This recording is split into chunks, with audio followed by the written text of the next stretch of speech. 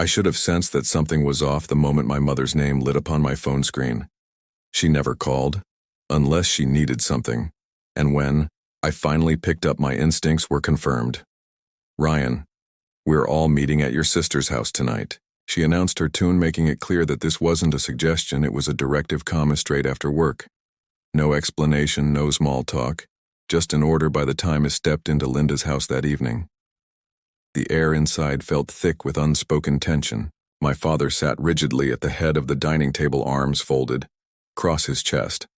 Meanwhile, Linda, my older sister, stood by the kitchen island, slicing a cake with an unsettling sense of ease, as if this were any other, ordinary night. Melissa, my niece, the so-called golden child of family, was sprawled on a couch, scrolling through her phone without even acknowledging my presence the moment I took my seat. My father cleared his throat. "Ryan, Melissa has a big birthday coming up. I already didn't like the direction this conversation was headed." Linda's face lit up. "She's turning 21 and we planned something truly special, a once-in-a-lifetime celebration." I frowned. What exactly does that mean?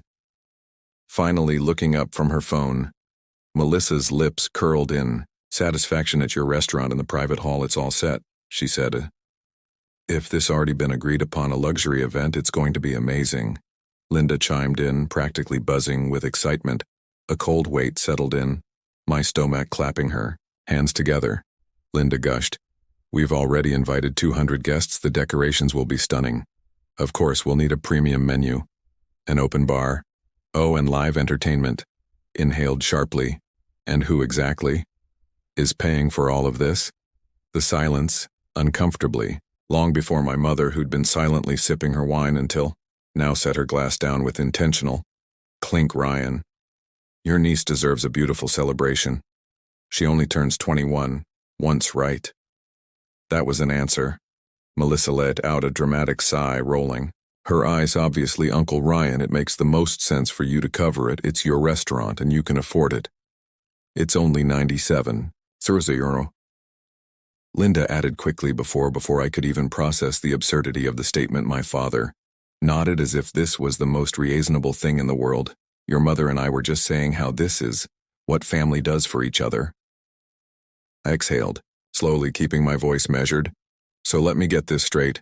You all planned this, booked a venue, invited 200 people, and just assumed I cover the cost?" My father scoffed. "Don't be dramatic. We knew you'd do the right thing. You have the money, right, Ryan? You're successful." "It's just one night, I echoed, disbelief washing over me. 977. "Jersey 0, I repeated, scanning their faces, waiting for anyone to acknowledge how ridiculous this was, but all I saw were expecting expressions, as if I were nothing more than an ATM at their disposal. Melissa smirked. "You don't want to be the cheap uncle, do you?" The word slithered under my skin, me jaw tightened. "You should have asked me first." Linda waved the dismissive hand. "Oh, Ryan, don't be petty." My mother's eye sharpened. "You owe us, Ryan, after everything we've done for you." Something inside me cracked. A wound, I thought it. Long since heal, was ripped wide open. A debt, that's what I was to them, not family. Not a brother, not a son, just a transaction. I pushed back my chair. The legs scraped against the hardwood floor. "Ryan," my father started, but I cut him off. "No." My voice was calm, steady, final. Linda let out a disbelieving laugh. "Excuse me." I turned to Melissa. "Cancel the reservation." She blinked at me, stunned, as if I had spoken a foreign language.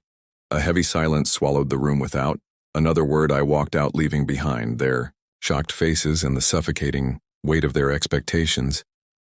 But something told me this wasn't over. The next morning, as I sat in my office, sipping my coffee and enjoying a rare moment of peace, my phone buzzed.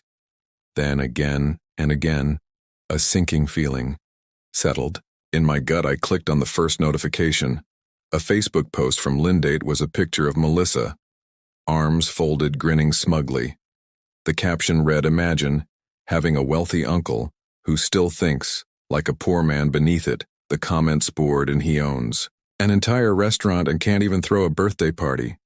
Selfish, what does he even do with all that money? Still driving that ancient car, isn't he?" I scroll further, my stomach tightening. Another post, this time from Elisa's father. Ryan is so obsessed with work he doesn't even have a girlfriend, let alone a family, a workaholic ATM machine, but only when it's convenient for him. The words cut deeper than I wanted to admit. Against my better judgment, I kept reading. Maybe if he wasn't so uptight, someone would actually want to be with him. A man with no wife, no kids, no life. What's he even saving for? I clenched my jaw. It wasn't just their entitlement that stung. It was their mockery. They weren't just upset that I said no. They were laughing at me.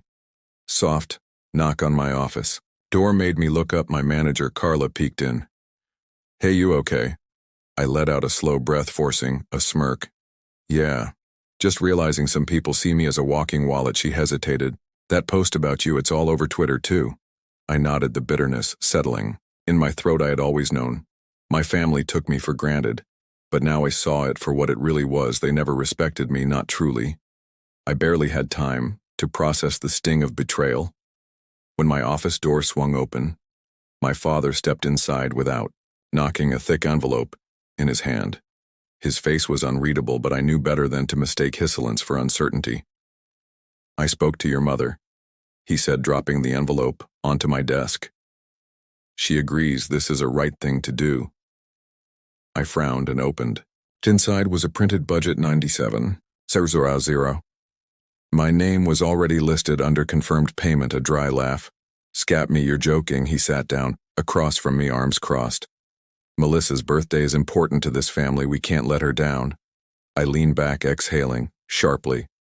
Melissa's parents can't afford this. That's not my problem. His gaze stayed steady. Ryan, you wouldn't be where you are today without us. When you were in the hospital as a child, who sat by your bedside, who sacrificed for you? There was the old debt, that the guilt they love to hold over me.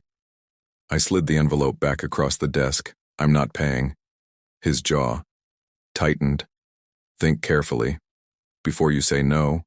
Family doesn't turn its back on each other. I held his gaze, unwavering. Then why does it feel like I'm nothing more than your bank account? The silence that followed was telling, finally, with a disappointed sigh. He stood. You regret this, Ryan, but as he walked out, I knew for the first time that I wouldn't. That night, sleep was impossible. His words echoed in my head, pulling me back to a hospital room from decades ago. I was 7. Small, frail, hooked up to and 4 after severe case of pneumonia. My mother sat beside me, stroking my hair, her voice soft, yet edged with something heavier. You have no idea what we've given up for you. Ryan, she had whispered, the money, the sleepless nights, we did everything to keep you alive. I sniffled, clutching her hand. I'm sorry, Ma. She smiled, but there was no warmth, only expectation. You remember that when you're older, won't you? You'll take care of us just like we took care of you. The memory wrapped around my chest like a vice, even back. Then their love had come with the price.